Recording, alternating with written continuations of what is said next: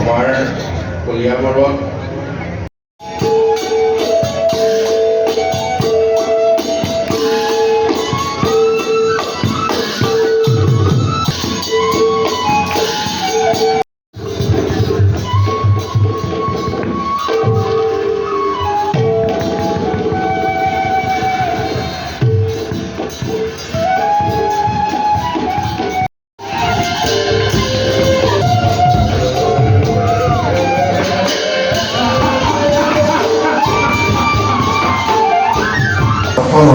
এই ভাগ আচলতে মহাপুৰুষ শ্ৰীমন্ত শংকৰদেৱ গুৰুজনাৰ ৰচিত কেলিগোপাল অংকীয়া নাট।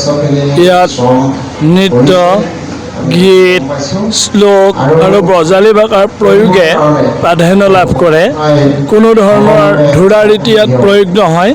চিৰাচৰিত আমাৰ ৰাসভাগৰ লগত এইটোৱেই পাৰ্থক্য যে ইয়াত ধুৰা সংযুক্ত নহয়। সম্পূৰ্ণ গীত, নৃত্য, শ্লোক, অভিনয়ৰ জৰিয়তে নাটভাগ আগবাঢ়ি গৈ আছে।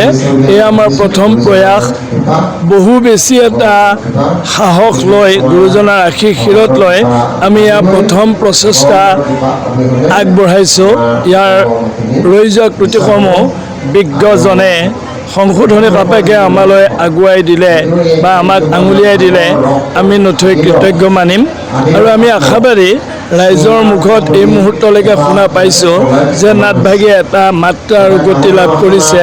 লোকৰঞ্জন, লোকসংগ্ৰহ, লোকস্থিতি আজি উপস্থাপন হোৱা কেলিগোপাল নাটভাগিয়ে দিব পাৰিছে।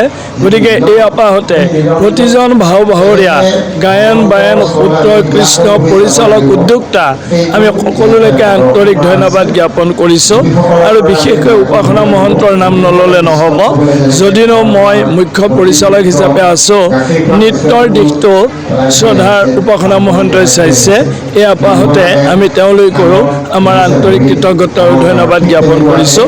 আপোনালোকলৈও আমি আন্তৰিক কৃতজ্ঞতা জ্ঞাপন কৰিছোঁ এই কাৰ্যসূচী সম্প্ৰচাৰ কৰিবৰ বাবে, আপোনাক সব আগবাঢ়ি অহাৰ বাবে।